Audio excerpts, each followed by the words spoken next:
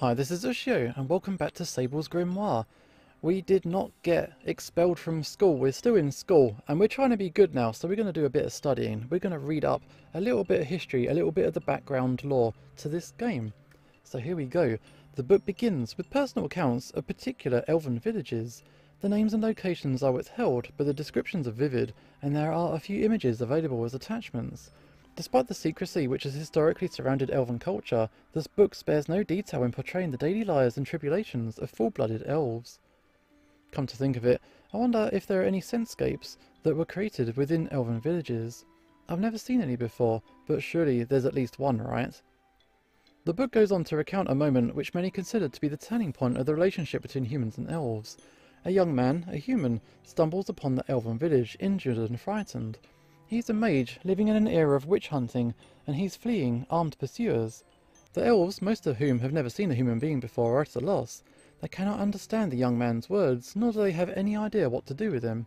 And so they take him to the leader, the only elf in their village capable of speaking any human languages. It's at this point in the book that the author admits to being the very leader he is writing about. This book was written by an elf. I suppose that's only natural, considering the content of the book so far. Who else would have that kind of inside information? The elves, though uncertain about the young man, trust in their leader's judgment and allow him to stay in the village. Over the next few days, the young man's wounds are treated, and he's taught about life in the village. Before he can grow too complacent, however, the witch hunters finally catch up. They track his bloody footsteps to the elven village and waste no time before breaching its borders.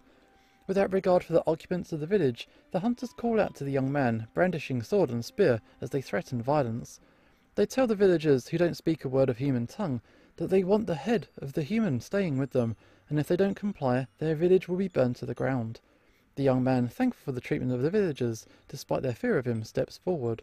He can't allow these poor elves to suffer for his supposed sins. If his head is the only one they want, then so be it. But before he can face his pursuers, the young man feels something clasp his shoulder. He turns around to find the village leader smiling at him, and listens to the elf's surprisingly fluent English one more time. Worry not, son of man. We elves may cherish peace, but we are by no means weak. In this village, those men are not hunters, they are prey. What follows is the scene of carnage, as the village leader tells his friends and family that the hunters are the enemy. Before he can even finish telling them how the hunters threatened to burn down their village, the elves have readied their spells. Without hesitation or remorse, the elves unleash wave after wave of small-scale destructive magic. Arrows of ice whip like vines, even plain old arrows launched by those untrained in magic. All manner of hell rains down upon the hunters, and before they can even blink, the massacre has ended. I'll stop reading before I can get immersed in the book any further. Without me realising it, a fair amount of time has passed, and I know that if I keep reading, I'm likely going to wind up missing the start of my next class. Wow, that really was something. I've heard the basics of how relations between humans and elves began, but I never even bothered to learn the finer details. I guess I know what I'll be reading tonight. Okay, next class. As the end of class draws near, fewer and fewer students remain. By now, there's only a handful of us left, and of those of us still present, I'm the only one with the terminal open. Be that as it may, I'm not studying. At this point, I'm not even looking at the terminal itself. Instead, my gaze is fixed on my wrist. If it's now, with so few students present, I should be fine to test it out, right? Having used a physical terminal all lesson, I've grown tired of using the revolutionary yet imperfect technology. While they may be an amazing feat of engineering, physical terminals have issues with latency and flickering, which the spell terminal does not. This is to be expected, given how the devices work. Contrary to the beliefs of many, physical terminals aren't actually magical in any way. They're plain old magical tools, just like any other. They simply react to input from mages in predefined ways, much like the locks on our dorm rooms. We inject ether into the devices, and they send us instructions. We follow those instructions to cast a spell, projecting the results onto the screen. Press a button on the screen, and the device sends new instructions to the mage. The mage follows those instructions, casts another spell, and projects the results once more. Unlike casting the spell terminal and keeping it active at all times, the physical terminals involve casting a number of spells one after the other. With the spell being quickly cut off and the results being displayed on the device, the burden on the mage is significantly reduced. The trade-off is that every action involves a mage and the device going back and forth, resulting in noticeable lag. After putting up this unfamiliar input lag for an entire lesson, my eyes are starting to hurt, and I'm feeling frustrated to say the least. Screw it, Even if I fail, it's not like anything bad's gonna happen, right? I'll be embarrassed, and that's about it. The bangle is going to prevent me from doing any actual damage in the case of a horrible mistake. So without further ado, I turn my perm upward and stretch my arm forward. Success! It took a little bit longer than usual, but I still got it. Nice work. I flick through a few recently accessed screens to make sure that everything still works properly. Thankfully, while the initial invocation took longer than usual, the terminal's actual operation has not changed in any way. It would seem that the bangle saps my ether, thus limiting my sheer output, but it doesn't interfere with the actual spells I cast. Well, fine by me. As long as I can still use terminal, I can learn to live without the rest for a while. Truth be told, there's only a handful of spells I use on a daily basis, and none of them are particularly taxing. Even with the limits on the power at my disposal, I shouldn't have any problems making this work. Nice work, we got our computer back. Without bothering to stop by the cafeteria, I wander the hallways of the academy aimlessly, trying to collect my thoughts. It's only my second day here, yet I've already been branded a threat. What's more, I've only met one other human so far. It's like the entire academy is overrun by demi-humans, and humans are a minority. Maybe I don't belong here after all. I sigh and scratch my head as melancholy thoughts consume me once more. The students here are nice and accommodating toward me, but it still feels like I'm an outsider. I was honestly more comfortable studying in solitude. Here, it feels like I'm just being led around at somebody else's pace. I'm learning a lot about demi-humans, sure, but that's about it. Thus far, I haven't gotten the faintest impression that my stay here will benefit my research into magic itself.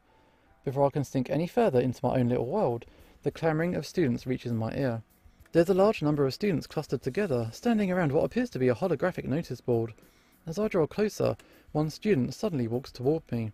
My eyes open wide as I stare at their face. I'm surprised, but not for the kind of reason one might expect. There's nothing peculiar about this person's appearance.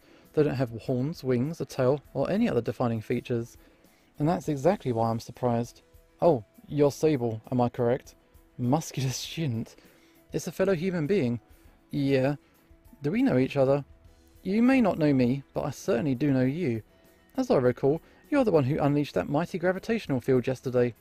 My expression drops the moment those words leave the young man's mouth. Of all the ways he could have known me. You're a student in Class 1D? Indeed I am. My name is Nam, and I, like yourself, am one of the few human beings to have enrolled at the academy. Pleased to meet you. Oh yeah, likewise. With a stern yet friendly tone of voice, Nam introduces himself and then takes a step forward. He looks over my body from head to toe when I respond, as though he's sizing up a piece of meat. Okay, you don't look strong. Were you truly the one responsible for the incident in class yesterday? I mean, I'm afraid so, yeah. I'm sorry about that. Oh, why are you apologising? Your desire to show up these inhuman classmates of ours and assert your dominance is nothing to be ashamed about. In fact, it was that defiant attitude of yours which makes me hope to see you here today. Defiant attitude? Assert my dominance? I think you got the wrong idea, dude. And what made you think I'd be here? What's going on? Nam nods toward the notice board, which is still partially obstructed by the other students. I move to the side a bit and tilt my head upwards, gradually managing to make out some of the words on display. Applications are open. Do your fellow demi-humans proud by helping to maintain order in the March for Public Order. My voice raises several decibels as I read aloud the familiar name. It takes a few seconds for me to remember where I've heard it before, but once I manage to recall its other name, my eyes shoot wide open. Wait a minute, isn't that another name? Yeah, the hunt begins early in Amadronia, it seems.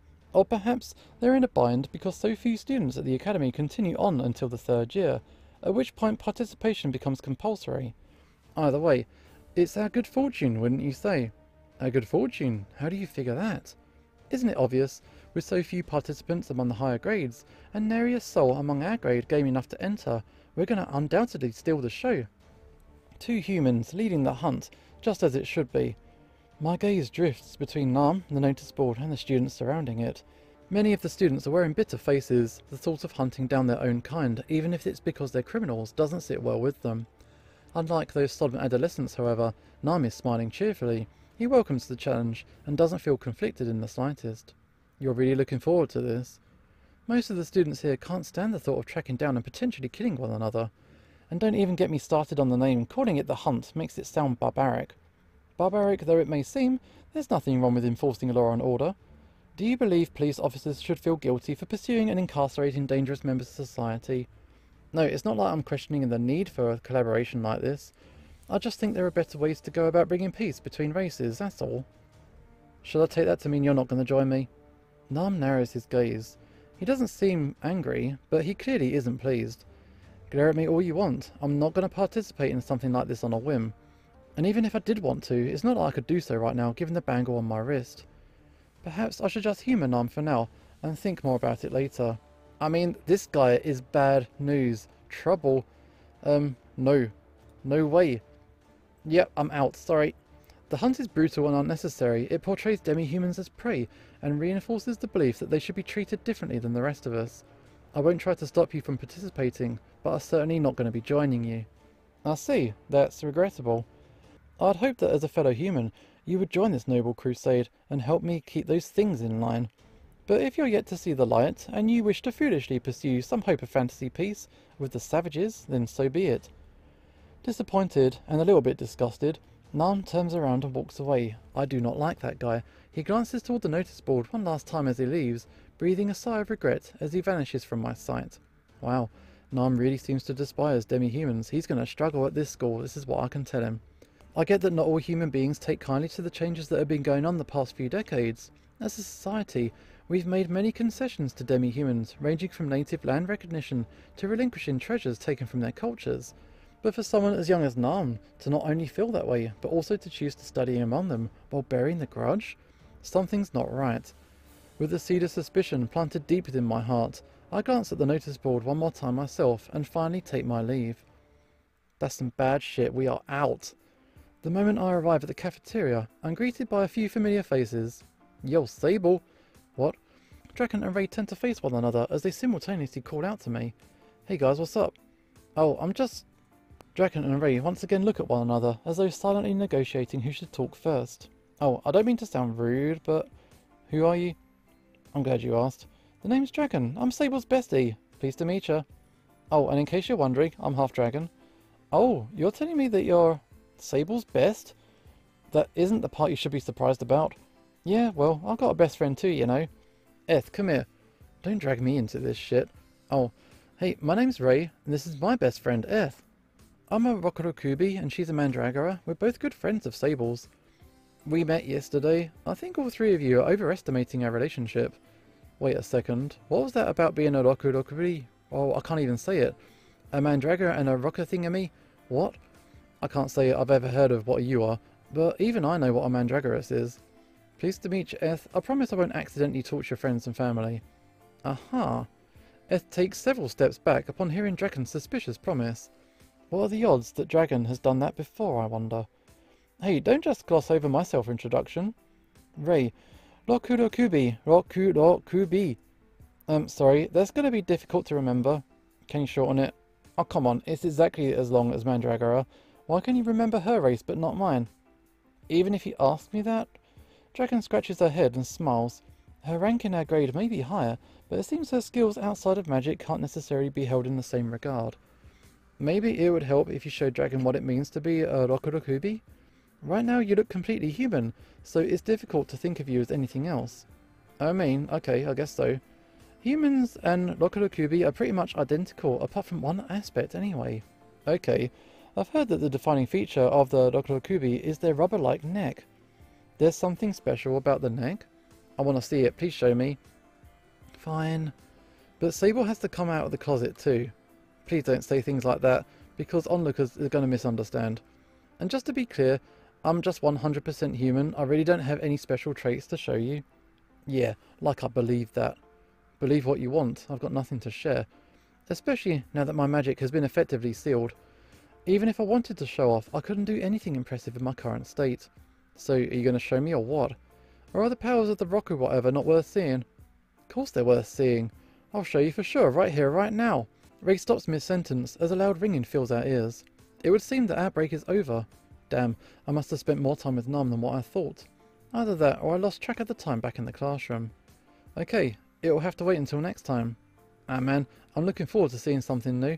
Oh well, this just gives me something else to look forward to when I'm sleeping through class. Come on Sable, let's go. No wait, it's only going to take a second to show. Go where? We're in different classes, right? Minor details don't matter. I'll just get someone in your class to swap places with me. It's no big. Hate Sable, Dragon? They're gone. Damn, I know. I want to see her neck stretch. Having finally convinced Dragon to return to her own class, I breathe a deep sigh as I slump my shoulders and lean back in my seat. Dragon's fun in small doses, but I can't match her enthusiasm and energy. Everything seems to excite and fascinate her. It's like she's been living in exile her whole life until this point. At the very least, I doubt she spent much time in human cities before now. I wonder what her life was like before coming to the academy. Before I can ponder Dragon's past any further, I hear rustling to my immediate left. I turn to look at the person beside me. Even as I watch her, however, I cannot understand her actions in the slightest. Leisha. What are you doing?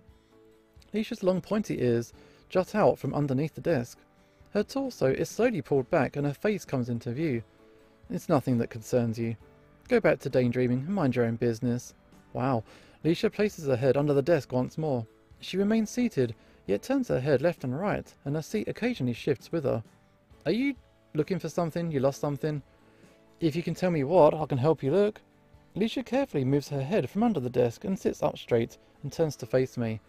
Do not underestimate me, human. We elves may attract more attention to our ears, but the fact of the matter is that our eyes are our greatest asset. If I cannot see something, what makes you think you will be able to? Oh, so you did lose something.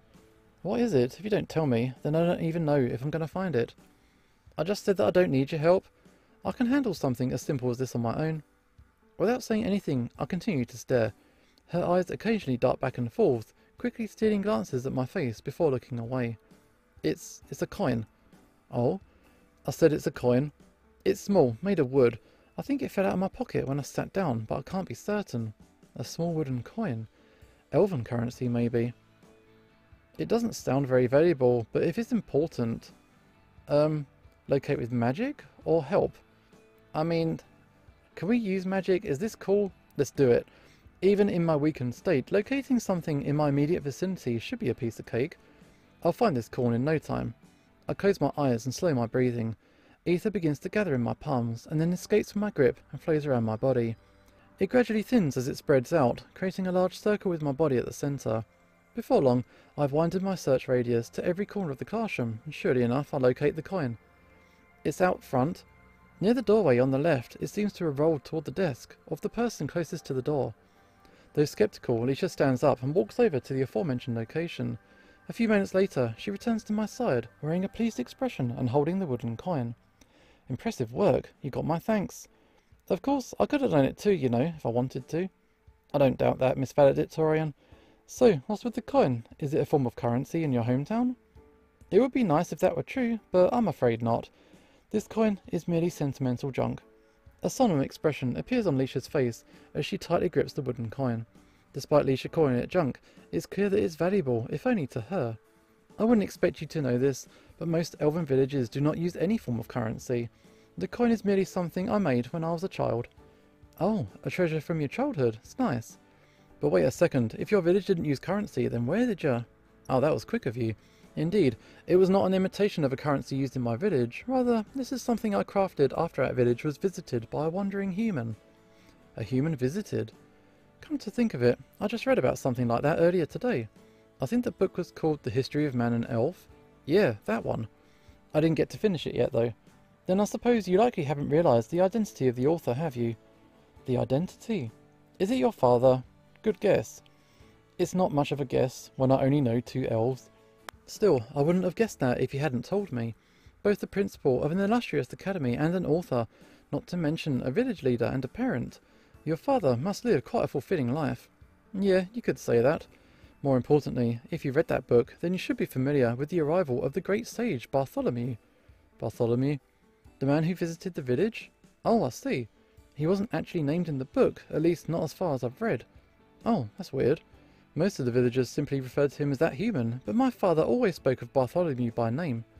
In any case, Bartholomew was the one who brought human currency into our village. He attempted to pay us for protection, saying that he feared reprisal and condemnation from his fellow man. He paid you? There was no mention of that in your father's book. You said you hadn't finished it, right? In that case, it's hardly surprising. We refused the money, initially at least. It wasn't until my father saw the opportunity to build a relationship with mankind that Bartholomew's offer gained value. So your father took his money after all? Not directly. At the time, it was forbidden for demi-humans to purchase land in or around human settlements. In fact, we were forbidden from purchasing pretty much anything at all, not to mention that we were unwelcome in human civilization to begin with. My father used Bartholomew's money and influence to put our races on the path to coexistence. Or at least, that's how the story goes. Wow, that's kinda cool. To think that your father played such a vital role in building relations between humans and elves. Don't give him too much credit. This all happened about 100 years ago. There are no humans alive today who were present back then, and our fellow villagers have never left their homes. As such, it's entirely possible that the history regarding our races is a convenient fabrication my father devised. You think your father's lying? Wait a second, 100 years? That's a long time ago. That's what I said. Is there a problem? Of course there is. If all that happened 100 years ago and you were a child when Bartholomew visited the village, then... My lips quiver, and I hesitate to ask. Yes, Sable, I am more than 100 years of age. We elves live very long lives compared to human beings. In exchange, it also takes us longer for us to grow and to mature. In fact, despite my age, I'm only just barely considered to be an adult even now. Right, I'd forgotten how different the age process could be for some races. Most demi-humans have lifespans significantly shorter or longer than humans. Those with similar lifespans to ours are actually the minority. Could it be that, of all the people I've met at the academy, I'm the only one who's still a teenager? What's wrong? Are you saddened by the thought of how short and miserable the life of a human being truly is? Hey, we might have comparatively short lives, but that doesn't mean we're miserable. Perhaps you're right. Nonetheless, if human beings did possess longer lifespans, at least my father's word might be tested. As things stand, the only proof I have of Bartholomew's existence and his time in my village is the coin I crafted. The elf responsible for strengthening relations between our two races lives on, yet the humans who made this all possible is naught but a memory. It's all pitiful. The moment that Leisha's face begins to walk bitterly, the sound of our classroom's door closing echoes throughout the room. Our teacher has arrived at last, and with her arrival, my discussion with Leisha has come to an end. Bartholomew and Iron. I don't know how much information I'm going to be able to find about these two, but Leisha certainly has made me curious. Perhaps I'll pay a visit to the library later and see what I can find. But first we have class, but back in the cafeteria, class has come to an end. I make my way to get some food. My stomach is more or less empty right now, since certain acquaintances of mine keep me from eating earlier, so before I do anything else, it's time to eat. Okay, it's pretty empty in here, so I should be able to get served quickly as long as I place my order soon. I suppose the better question is whether I should get something quick or have a proper meal. If I get something quick, I can head to the library and learn more about Bartholomew, but if I take my time, I'll be able to kick back for a while and talk with my friends. I mean, this guy has been passing out in the hospital and he's having his energy constantly sapped. You need a proper meal, dude. It might not be the more exciting option, but it's definitely what my body needs right now. Besides, it's not like a man who's been dead for 100 years is going anywhere. I can conduct my research whenever I want. Choosing to spoil myself a little bit, I order a meal big enough to count as both lunch and dinner. I'll take it with me to the far corner of the cafeteria so that I won't have people moving around me while I eat, and then I place the tray down, sit in front of it and dig in. Oh man, eating's a chore, but it's pretty damn satisfying when you're hungry. I'd like to figure out some way to survive off ether alone, like certain demi-humans do, but for now, I guess I'll treat this as a guilty pleasure. Shoveling potato and chicken into my mouth, I consume a great deal of food far too quickly for my own good. By the time I realise it, I'm halfway through the meal, and I'm beginning to feel pain in my stomach. Oh wow, have I got indigestion? Damn, I forgot about all the dangers of eating too quick. I put my fork down, sit up straight, and take a few deep breaths. Of all the things that magic and modern medicine can cure, why is it that we still... Are you going to finish that? What? I jump in fright as a floating head suddenly appears right in front of me. Ray, what are you doing? Isn't it obvious? I'm helping people with full stomachs finish off their lunch. Act now, and I'll perform the stealthiest act for a fraction of the usual cost. Ignoring Ray's kind offer, I look past her head and try to find the body. Her neck continues to wobble up and down without her head moving, and I can hear footsteps approaching. A few moments later, her body comes into view. Okay, thanks for the offer, but I'm not finished just yet. And even if I was, I'd sooner flash freeze my meal and save it for later than pay someone else to eat it. What? Ray's head begins to retract, and the footsteps I hear grow frenzied. The footsteps become louder and louder, and a few seconds later, a familiar face appears before me once again. You can't freeze fresh food like that. That's sacrilege, unforgivable, an affront to all that is holy. Okay, good to see you in one piece again, Ray. Could you quieten down a bit though? People are staring. Let them stare. In front of this many sets of eyes, there's no way you could commit such an atrocity. You know, I wasn't actually planning on freezing my food, but now that you've said that much... Both of my hands hover over my plate. Ether begins to swirl around my forearms, and the temperature of the air surrounding my body quickly drops. Stop it. Take a second to think about what you're doing. Ignoring Ray's desperate plea, I lower my hands. My food and plate are still piping hot. I've kept it at all a fair temperature by routinely warming it up while eating, casting magic contrary to what I am now. That hot food creates a small amount of steam as it meets the freezing cold air suddenly surrounding my hands. Drops of water are formed, and they hit the plate below with a sizzle. Please stop. Can't you hear the food crying out for mercy? All I can hear is the sound of lunch turning into dinner. Ray watches on in horror as I lower my hands further. The small amount of steam disappears. The difference in heat is no longer great enough to cause such a reaction. In a few moments, my food will be frozen solid. I can't stand here and watch this any longer. Sable, I challenge you to a duel. I mean, what? Okay. I removed my hands from above my plate and immediately stopped producing cold air. 2 challenges in one day. Wow. I'm game. What are the stakes? Isn't it obvious? If I win, your lunch is mine. And if I win, well, okay, if you win, your prize is raised chastity. What? What the hell are you saying? I'm not going to gamble with something like that. It's only a gamble if you're unconfident that you're going to win. Do you think you're going to lose? I mean, no, but then it's settled. I sigh and I shake my head. Eth, do you think that's going a bit far? Nobody in their right mind would bet something like that against food. Not even Ray. That's right. Wait, what do you mean not even Ray? Understood. In that case, what will you bet? Ray possesses nothing of value. She has no money, no valuables, and her rank is so low that defeating her won't raise yours in the slightest. That's not wrong exactly, but... You should give up on this, hopeless Rokurobi. She has nothing that you... Oh, that's right. I'm a Rokurokubi. You forgot that. Ray shakes her head with a smile on her face. Yeah, if my opponent is Sable, then I've got something to offer. Sable, if you win, I'll let you touch my neck as much as you want. Wow, you're on. Without any hesitation whatsoever, I agree to Ray's terms. Sable has a neck fetish. I'm just curious, okay? If you say so. Well then, now that it's settled, Eth, would you be the moderator for the duel? Eth nods. Perfect, let's do it. You're going down, Sable. I take one last glance at Ray's rank before our match begins. No matter how I look at it, there's no possible way that Ray can win this match. Okay, are the duelers ready? Then the subject's gonna be demi-human cuisine. Ah, shit. Question 1. Which rare delicacy is made out of mermaid eggs? Mermaid eggs? I thought mermaids gave like live birth and shit, you know? Nope, they got eggs like fish. And the answer is deep blue caviar. Ew. Okay, what have I got myself into? I know nothing about human cuisine, let alone foods created by demi-humans. Question 2. Harpy eggs don't contain egg whites, true or false? Are all these questions about eggs a true or false question?